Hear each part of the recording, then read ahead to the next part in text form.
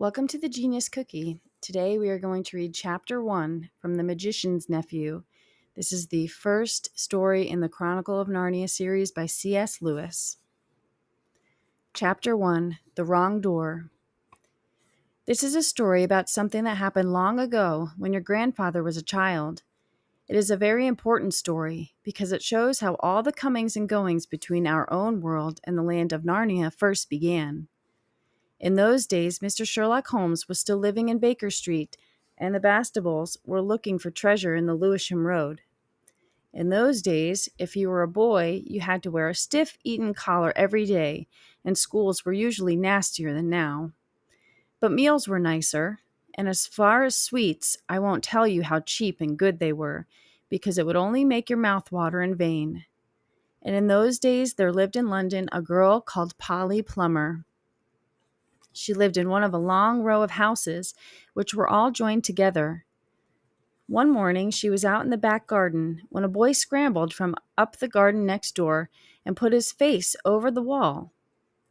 Polly was very surprised because up till now there had never been any children in that house, but only Mr. Ketterley and Miss Ketterley, a brother and sister, old bachelor and old maid, living together. So she looked up full of curiosity. The face of the strange boy was very grubby.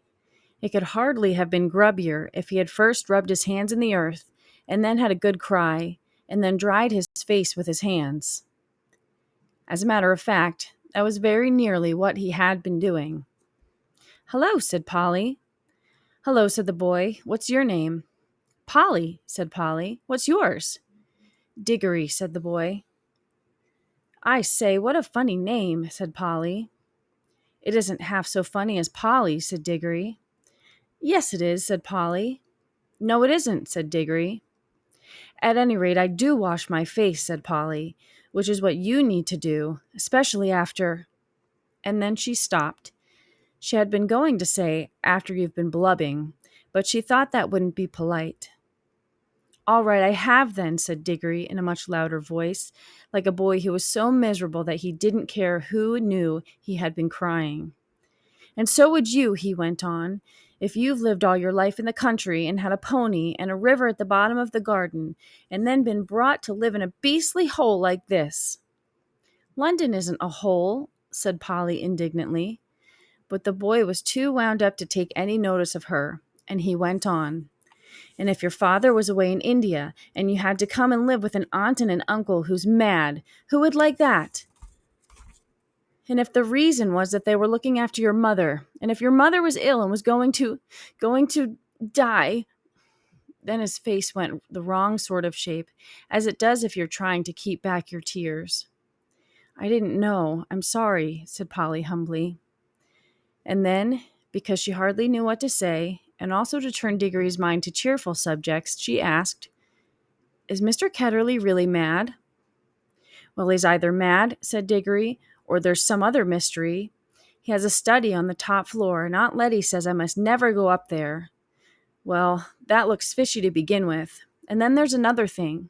Whenever he tries to say anything to me at meal times, he never ever tries to talk to her.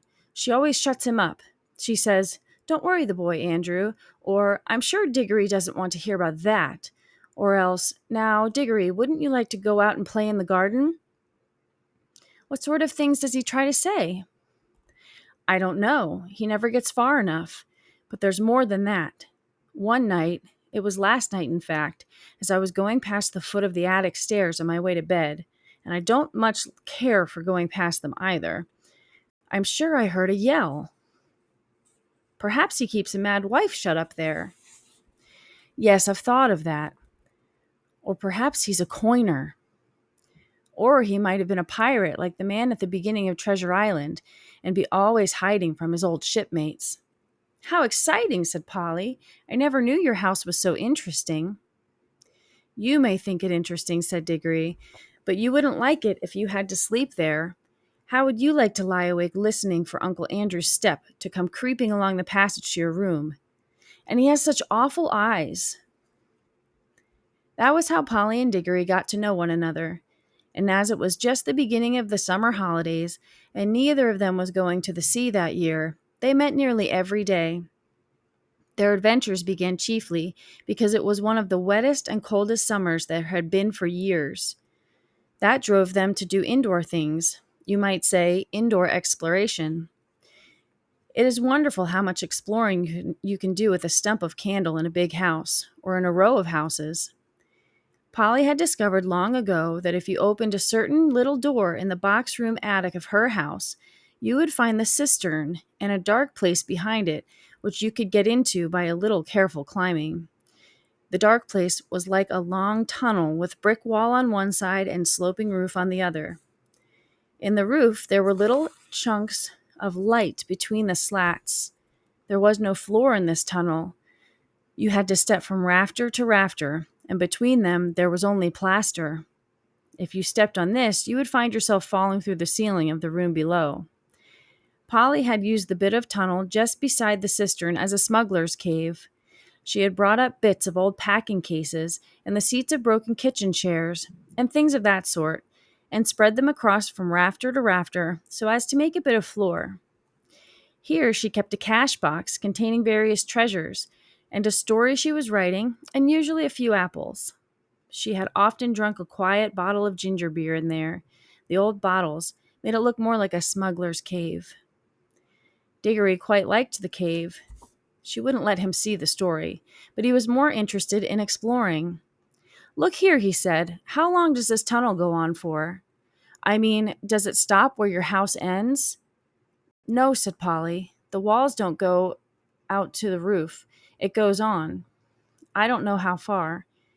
Then we could get the length of the whole row of houses." "So we could," said Polly. "And, oh, I say." "What?" "We could get into the other houses." "Yes, and get taken up for burglars. No thanks." "Don't be so jolly clever. I was thinking of the house beyond yours." "What about it?" "Why, it's the empty one. Daddy says it's always been empty ever since we came." "I suppose we ought to have a look at it then," said Diggory. He was a good deal more excited than you'd have thought from the way he spoke. For of course he was thinking, just as you would have been, of all the reasons why the house might have been empty so long. So was Polly. Neither of them said the word haunted, and both felt that once the thing had been suggested, it would be feeble not to do it. "Shall we go and try it now?" said Diggory. "All right," said Polly. "Don't if you'd rather not," said Diggory. "I'm game if you are," she said. "How are we to know when we're in the next house but one?" They decided they would have to go out into the box room and walk across it, taking steps as long as the steps from one rafter to the next. That would give them an idea of how many rafters went to a room. Then they would allow 4 more for the passage between the 2 attics in Polly's house, and then the same number for the maid's bedroom as for the box room. That would give them the length of the house. When they had done that distance twice, they would be at the end of Diggory's house. Any door they came after would let them into the attic of the empty house. "But I don't expect it's really empty at all," said Diggory. "What do you expect?" "I expect someone lives there in secret, only coming in and out at night, with a dark lantern. We shall probably discover a gang of desperate criminals and get a reward. It's all rot to say a house would be empty all those years, unless there was some mystery." "Daddy thought it must be the drains," said Polly. "Pooh! Grown-ups are always thinking of uninteresting explanations," said Diggory. Now that they were talking by daylight in the attic instead of by candlelight in the smuggler's cave, it seemed much less likely that the house would be haunted.